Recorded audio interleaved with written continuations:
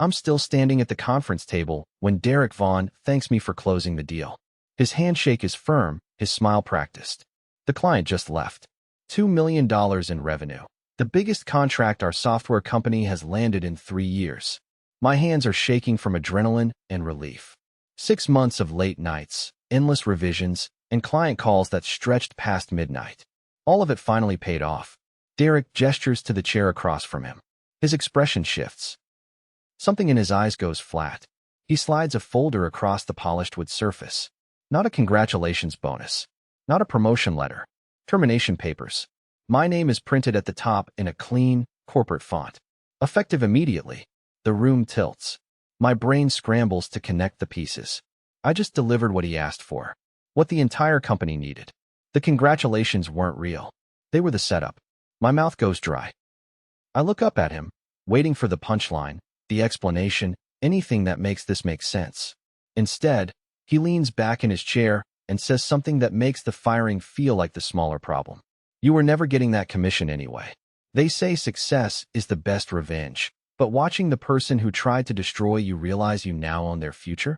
Welcome to my channel, where we expose the corporate snakes and celebrate the ultimate comeback stories. If you've ever been underestimated, cheated, or pushed out, you're in the right place. Don't forget to subscribe, hit that like button, and comment revenge below if you've ever had a boss like Derek. Now, let's see how the whole thing happened. The words land like a physical blow. I hear them, but they don't register immediately. Commission. The $30,000 we discussed.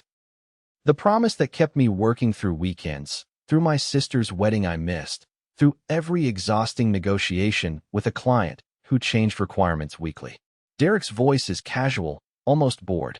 He explains that the commission was never formally approved by the executive team. HR knew from the beginning. This termination wasn't a reaction to anything I did wrong. It was planned, scheduled, timed perfectly to happen right after I delivered what they needed. My chest tightens. I try to speak, but nothing comes out. He keeps talking about restructuring and changing company direction. The words blur together. I'm not listening anymore. I'm calculating. Rent is due in 12 days. My savings account has maybe 2 months of coverage if I'm careful. I have no backup plan because I believed I was building something here. My phone buzzes in my pocket. A company-wide email. Derek glances at his screen and smiles. He stands, signaling the meeting is over. Security is already waiting outside the conference room door. They walk me to my desk like I'm a criminal. 2 security guards, silent and professional, flanking me while coworkers pretend not to stare. I grab my jacket, my notebook, a photo of my nephew from the corner of my monitor. Everything else stays. Company property. 3 years of late nights reduced to a cardboard box that doesn't even fill halfway. My phone keeps buzzing. I checked it in the elevator. The company-wide email is from Derek. Subject line, major client win. He announces the $2 million deal under his name. Senior leadership congratulates him in replies that flood in immediately. Someone mentions his strategic vision. Another calls him a game changer. My name appears once, buried in the 3rd paragraph, listed alongside the sales support team. Not as the person who closed it. As support. My phone buzzes again. A text from Jackson, my closest friend here. Just one word. What? I don't answer. I can't explain what I don't fully understand yet. The elevator doors open to the lobby. I walk out into October rain without an umbrella, and I realize something that makes my stomach drop. This isn't the first time Derek has done this. I sit in my car in the parking garage, rain drumming on the roof, and I replay the last 3 years. Moments I dismissed as office politics suddenly look different. Amanda from product development. She closed a partnership with a hardware manufacturer that saved the company 6 figures in production costs. 2 weeks later, she was gone. Derek took credit in the quarterly investor call. I remember thinking it was strange, but I didn't ask questions. Then there was Kyle, who landed a government contract that required 8 months of compliance documentation. The day after it was finalized, he was let go for performance issues that never existed before. Derek presented that deal to the board as his own initiative. The pattern was always there. I just didn't want to see it. People who delivered major wins didn't get promoted. They got erased. Convenient exits timed perfectly so Derek could own the narrative before anyone questioned it. My hands grip the steering wheel. I feel stupid for not seeing it sooner, for believing I was different, that my work would speak for itself. The rain gets harder. My phone battery is dying. I need to go home, but I can't make myself start the car yet. Then I remember my bank account, and panic finally cuts through the shock. That first night, I didn't sleep. I sit at my kitchen table with my laptop open, staring at my bank balance. $4,200. Rent is $1,800. Utilities, groceries, car insurance, the minimums on 2 credit cards I used to furnish this apartment when I got promoted last year. The math doesn't work. I think about calling Derek. Maybe there was a mistake. Maybe if I explain calmly, reasonably, he'll realize this was too far. I picked up my phone 3 times. I put it down 3 times. My pride is bruised, but it's not broken yet. Calling him would break it. Instead, I open my email and start looking for anything I saved. Old conversations, performance reviews, anything that proves I was good at my job, that I didn't deserve this. I found a folder I forgot about. Emails from 8 months ago when Derek first introduced me to the client, when the deal was just a possibility. I clicked through them slowly, reading promises I believed. Written confirmation of commission structure. Praise for my approach. Trust. His words feel like weapons now. Then I noticed something in one of the emails, buried in a thread about contract terms. A detail that doesn't sit right. I lean closer to the screen. The email is from June, when we were negotiating the scope of work with the client. They wanted features our software couldn't fully support yet. Custom integration that would require major development work we didn't have the team for. I raised concerns in a meeting. Derek told me to promise it anyway. He said we'd figure it out after we closed the deal. I pushed back. He sent me this email afterward. The subject line, "Trust me on this." In the message, he breaks down why we need to oversell now and adjust expectations later. He outlines exactly how to frame capabilities we didn't have as roadmap items that sounded immediate. He tells me the client won't know the difference until after the contract is signed. I remember feeling uncomfortable reading this the first time. But Derek was my boss. He had 15 years of experience. I convinced myself this was just how sales worked at this level. Now I see it differently. He didn't just want me to close a deal. He wanted me to close a risky deal that could collapse, that would require promises we couldn't keep. And he wanted everything in my name, not his. I scroll further. There are more emails like this. Detailed instructions that put all the risk on me.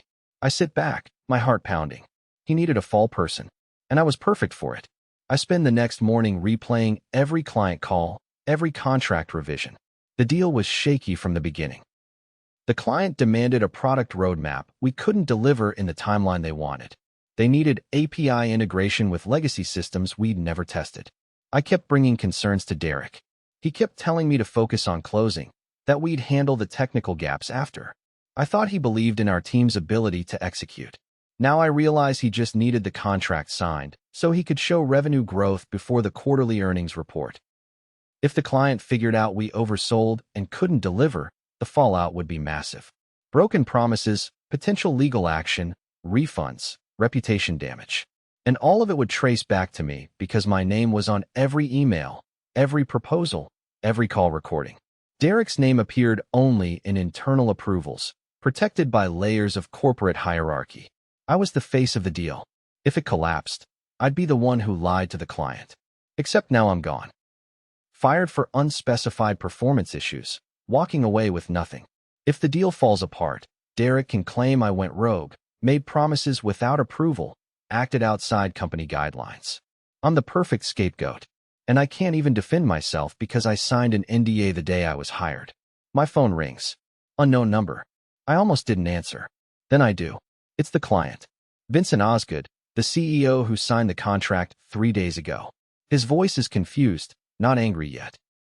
He wants to know why his main point of contact is suddenly unreachable. Why does the company directory say my email is no longer active? I swallow hard. I can't legally tell him I was fired. I definitely can't tell him the deal he just signed might be a disaster. The NDA I signed covers client communications, competitive information, basically anything that could be considered proprietary. I tell him I'm no longer with the company, but that he's in good hands. The words taste like ash. He asks who's taking over the account. I don't know. He asks if the implementation timeline is still on track. I say he should connect with Derek Vaughn directly. There's a pause. Then he thanks me for my work and hangs up. I sit there shaking. That call confirmed it. The client still trusts me. They have no idea what's coming. In 3 months, when the first development milestone is missed, when the integration don't work, when they realize they paid $2 million for vaporware, they'll be furious. And my name will be all over the paper trail. I think about warning him. Then I think about lawyers and lawsuits and burning every bridge I have left.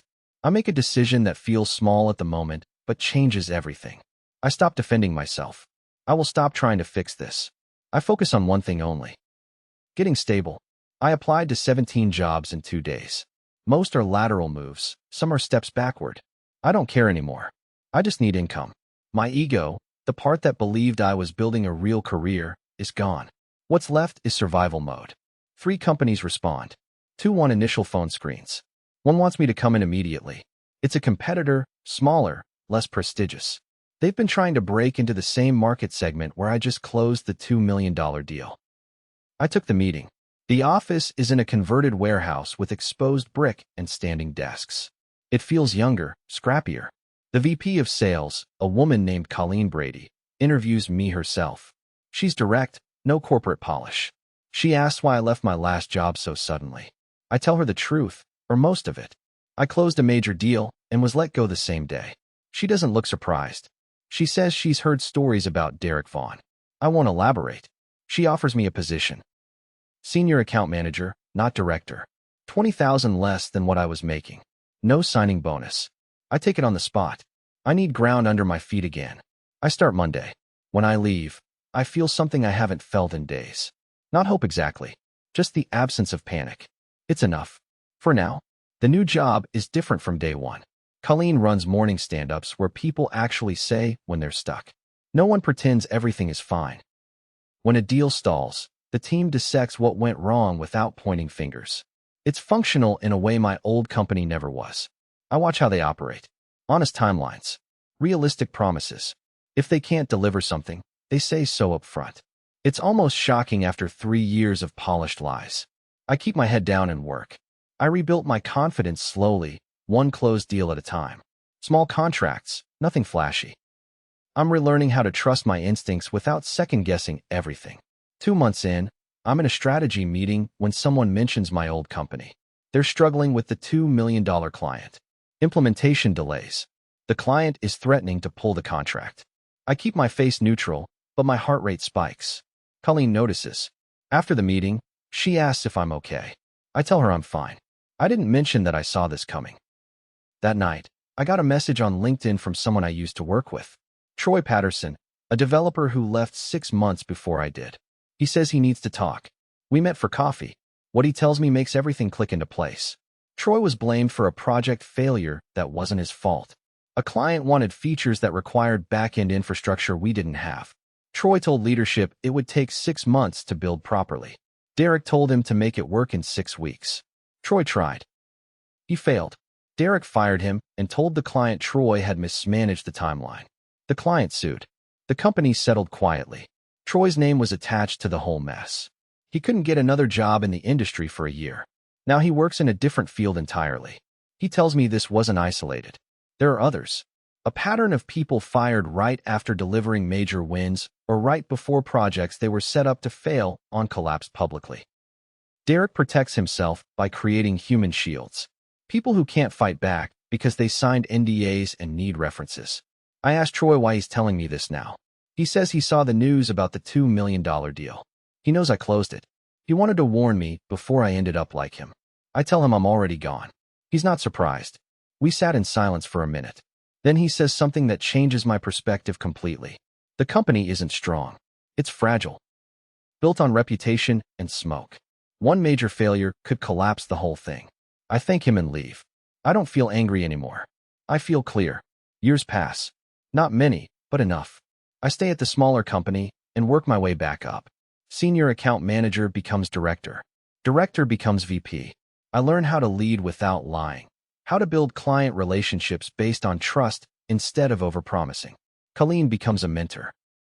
She teaches me that sustainable growth is better than flashy wins that collapse later.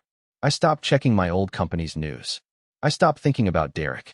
I focus on becoming better at my job, better at reading people, better at knowing when to walk away from deals that don't serve anyone.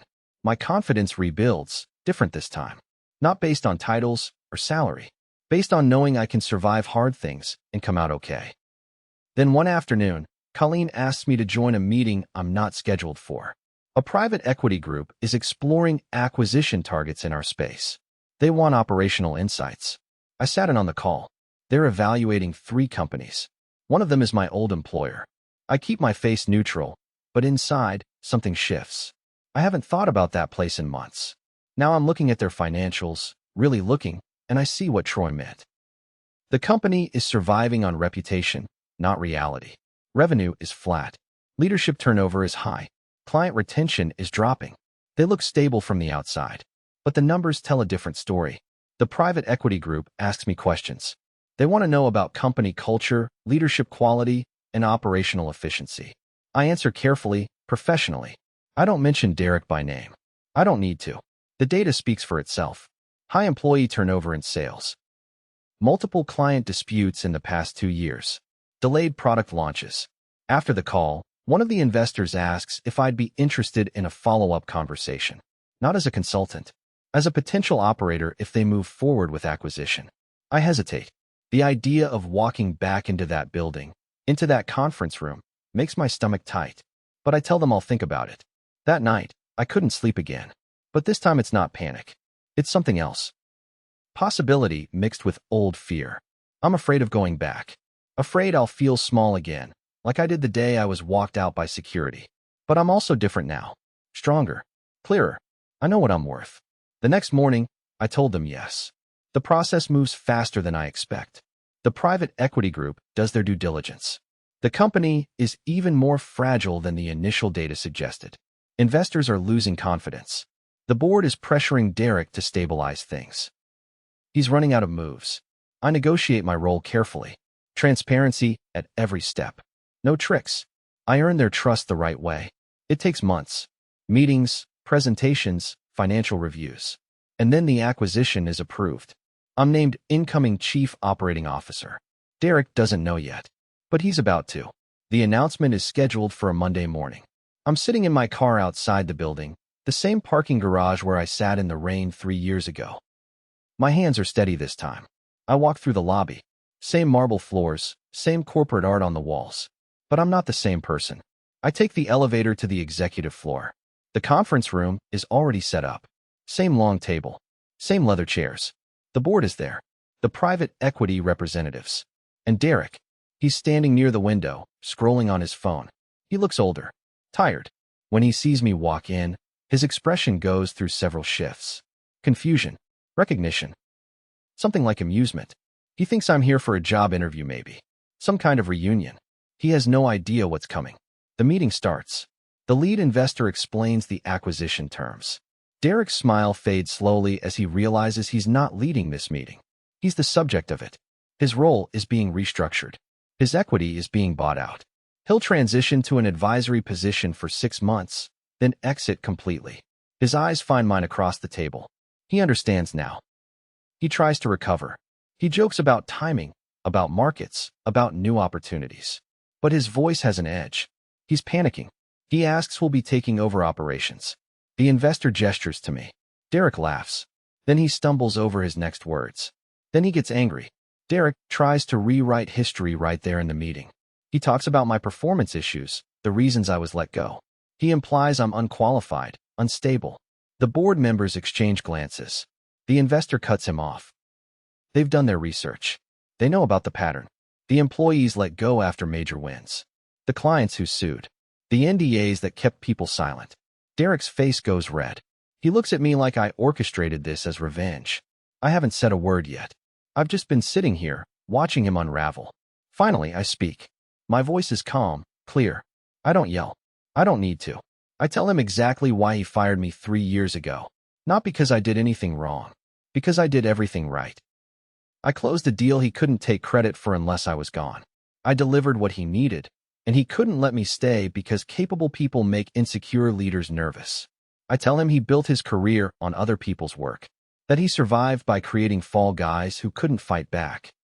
But the thing about fragile systems is they eventually collapse under their own weight. He asks if there's any way he can stay, if we can work together.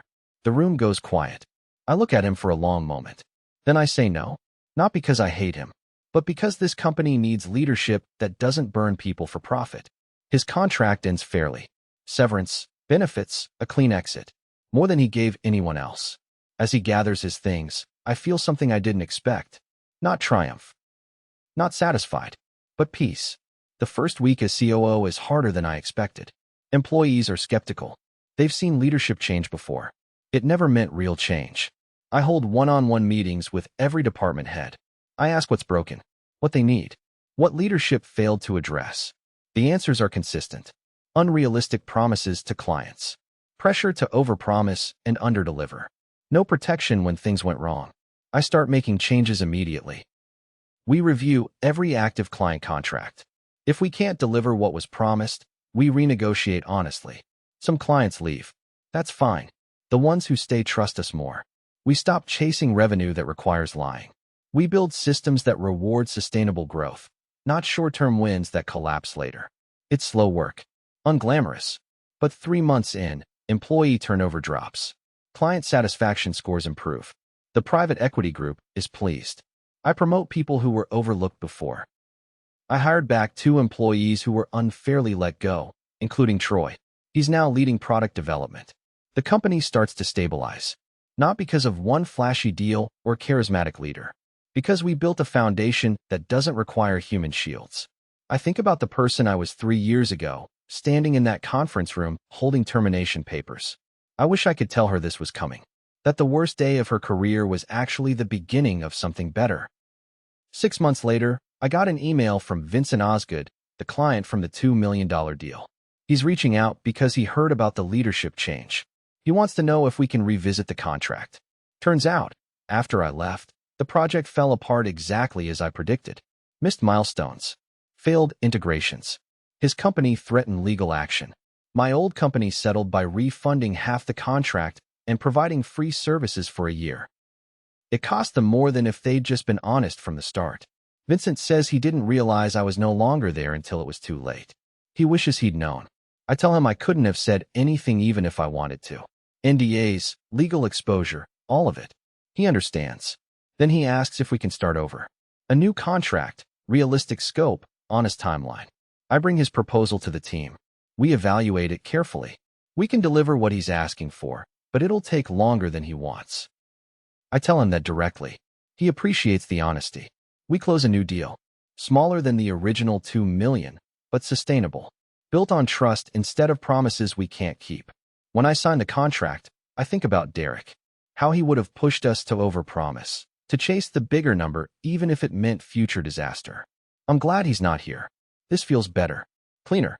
Like building something real instead of performing success. A year after the acquisition, I'm invited to speak on a panel about leadership transitions. Someone asks how I handled going back to a company that treated me badly. I pause before answering. I tell them I didn't go back for revenge.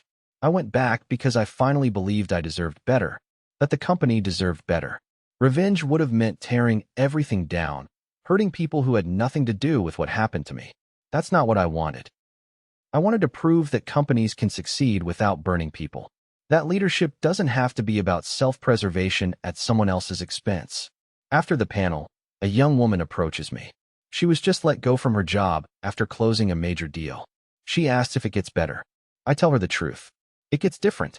The anger fades. The confusion clears. What's left is a choice.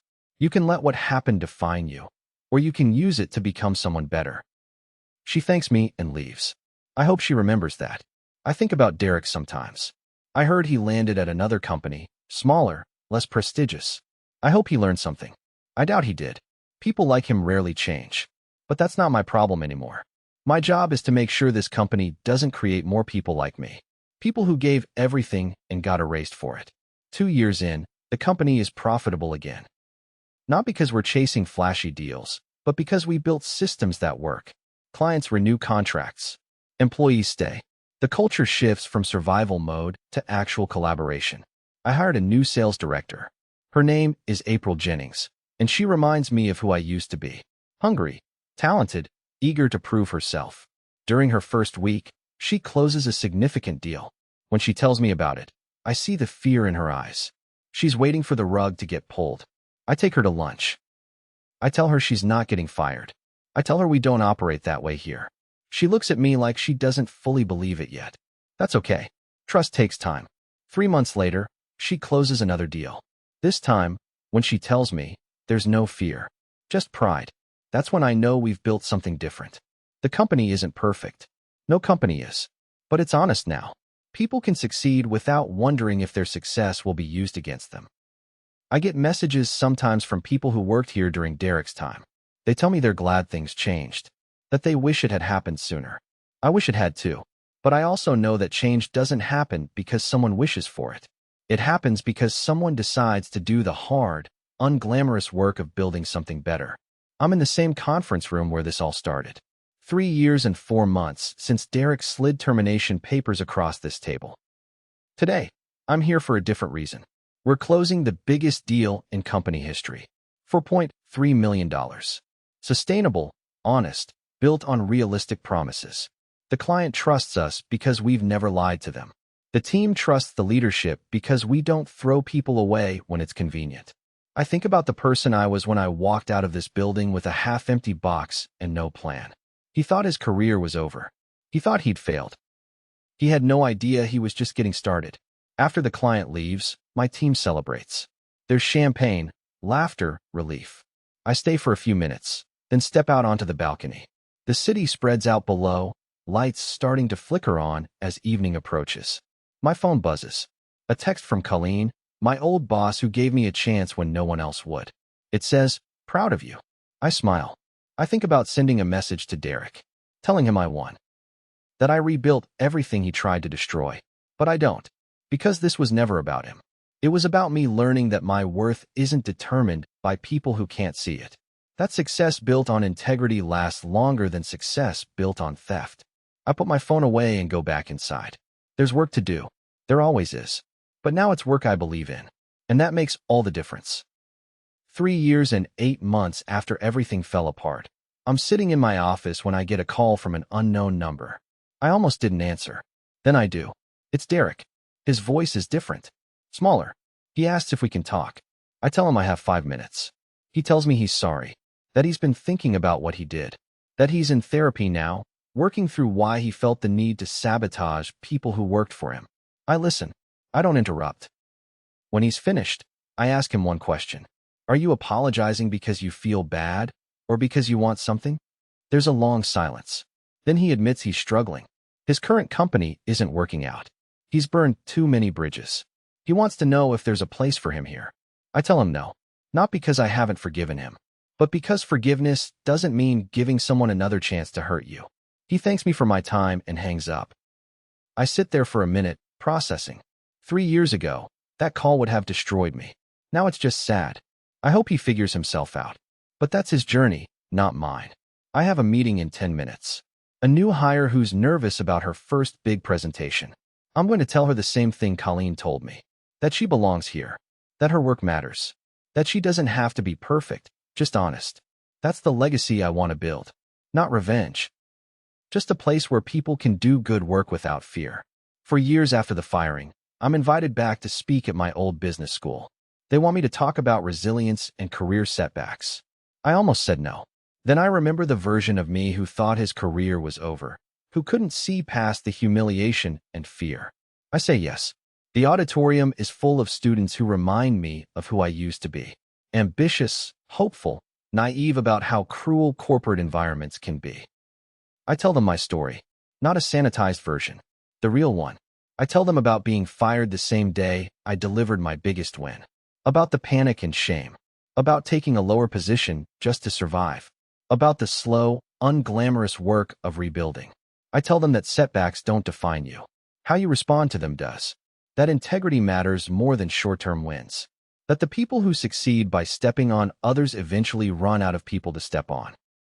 When I'm finished, a student raises her hand. She asks if I ever regret not fighting back harder, not burning everything down when I had the chance. I think about it.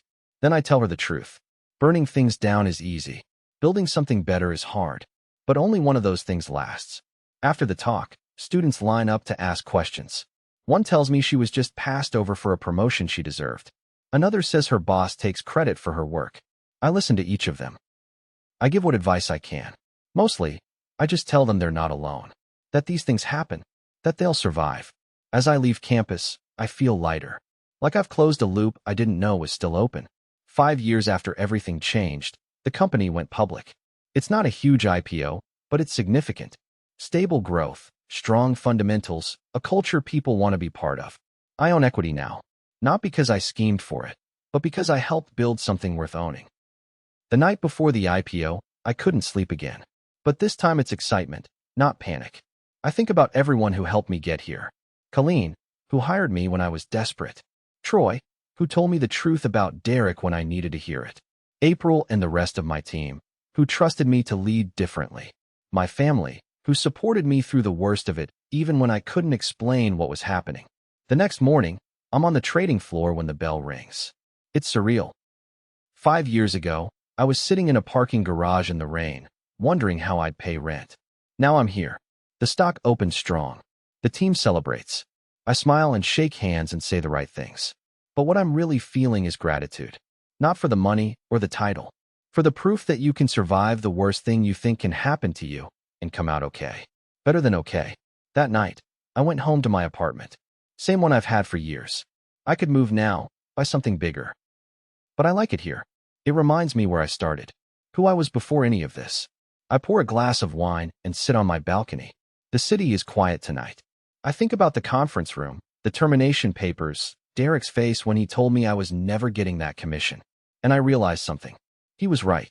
I never got that commission. But I got something better.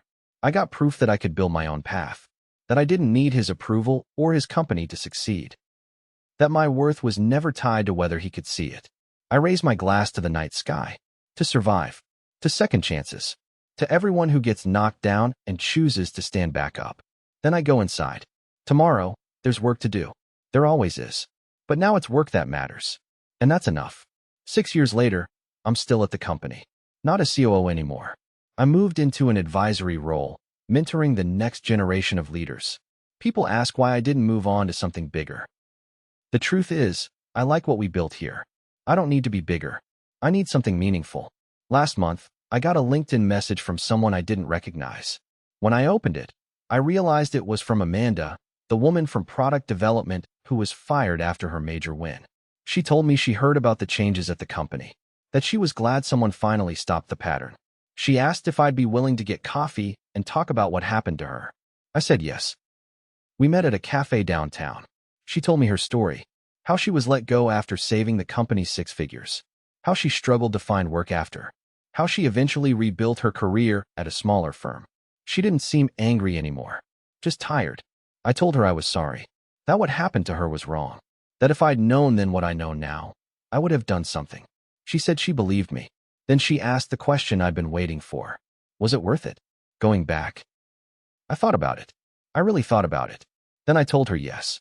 Not because I got revenge, but because I got to prove that companies don't have to operate that way. That people can succeed without destroying each other. That there's another way. She smiled. We talked for another hour. When we left, she thanked me. I'm not sure what for, but I think I understand. Sometimes you just need to know that someone else saw what you saw. That you weren't crazy for thinking it was wrong. That's enough. Today is 7 years since Derek fired me. I'm sitting in a different office now, in a different building. I left the company last year. Not because anything was wrong. Because it was time. The new leadership is strong. They don't need me anymore. I'm consulting now. Helping other companies build cultures that don't burn people. It's quieter work. Less prestigious. I love it. This morning, I got an email from someone at my old company. They're doing a company history project. They want to interview me about the turnaround years. I'll probably say yes. Not to relitigate the past, but to make sure that part of the story doesn't get erased. That people remember it wasn't always this way. That change required actual work, actual courage from people who'd been hurt. I think about Derek sometimes. I heard he's out of the industry entirely now. I hope he found peace. I genuinely do. Carrying that much insecurity, that much need to diminish others, must be exhausting. I don't celebrate his downfall. I'm just glad I'm not carrying his weight anymore.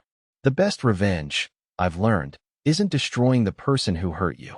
It's building a life so full and so true that what they did becomes just one chapter in a much longer story. I didn't come back to that company to destroy Derek. I came back because I finally believed I deserved better, and that belief changed everything.